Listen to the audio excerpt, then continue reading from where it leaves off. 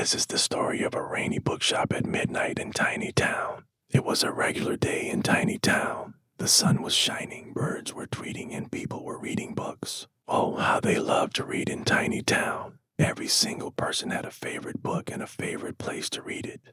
Bertram Bookworm, who owned the only bookshop in town, had a special place in his heart for books.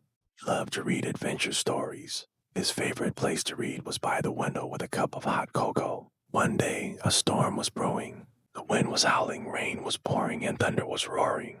Perfect weather for a cozy story.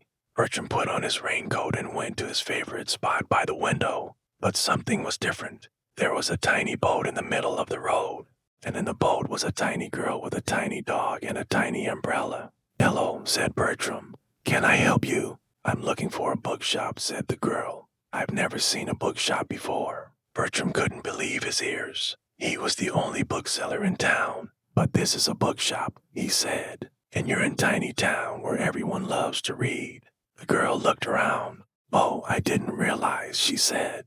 "I'm sorry. I just need a good book to read." "Well, what do you like to read about?" asked Bertram. The girl thought for a moment. "I like to read about adventures," she said, "and I like happy endings." Bertram smiled. He knew just the book for her. It was an adventure story about a brave knight who goes on a quest to find a magical sword.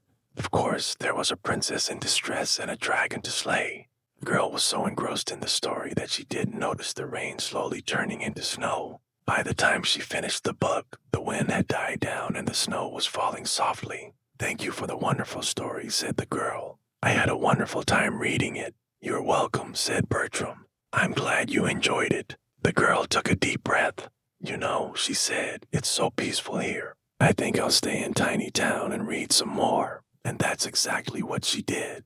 She spent the whole winter reading books in the cozy little bookshop. Then every evening she would go home in her tiny boat, snuggled up with her tiny dog, and dream about magical swords and happy endings.